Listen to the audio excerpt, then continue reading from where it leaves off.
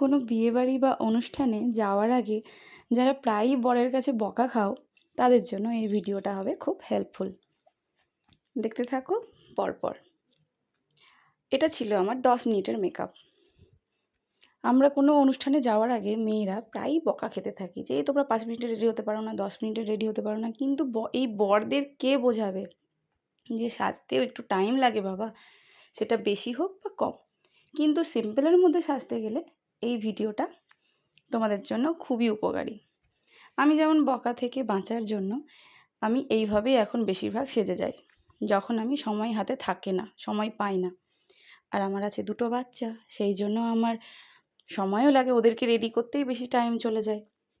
তো যাই হোক, যারা 10 মিনিটের মধ্যে চটজলদি রেডি হতে চাও তারা এই ভিডিওটা পুরোটাই দেখো। এটা ছিল আমার মেকআপ ক্লাসের যেদিন আমার প্রথম দিন ছিল সেই দিনের ভিডিও।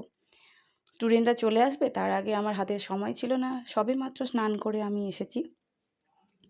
এবার হালকার মধ্যে কি করা যায়, হাতে ছিল সময় খুব কম, সেই জন্য আমি তাড়াতাড়ি করে 10 মিনিটের মধ্যে এইভাবে রেডি হয়ে নিয়েছি। প্রথমেই আমি ফেস ওয়াশ করে নিয়েছিলাম স্নান করার সময়, তারপরে আমি লাগিয়ে নিয়েছি টোনার, তারপরে ময়শ্চারাইজার, তারপরে হালকা একটু কাজল লাগিয়েছি, মাস্কারা লাগিয়েছি, লিপ লাইনার লাগিয়েছি ঠোঁটটাকে ভালো বোঝানোর জন্য, এবং তারপরে আমার শাড়ি কালার অনুযায়ী আমি লিপস্টিক লাগিয়েছি। এই লিপস্টিকগুলোর মধ্যে কোনটা যে আমি পরবো বুঝেই উঠতে পারছিলাম না। তারপরে মনে হলো যে আমার এই লিপস্টিকটাও যাবে না, এর পরের লিপস্টিক মানে হচ্ছে এই লিপস্টিকটা যাবে, কিন্তু এটাতে যাবে না, আরেকটা আমাকে মিক্স ম্যাচ করে পরতে হবে। তারপরে আমি ঠিক করলাম যে এই দুটো লিপস্টিক ম্যাচ করে মিক্স ম্যাচ করে আমি লাগাবো। তার আগে একটু লিপটা ছিল আমার একটু ড্রাই, সেই জন্য আমি লাগিয়ে নিলাম বাম। আমি RCM এর বামটা ব্যবহার করি, যেটা আমার খুবই ভালো লাগে। তারপরে আমি লাগিয়ে নিলাম লিপস্টিক। লিপস্টিকটা কেমন লাগছে অবশ্যই জানাবে কিন্তু।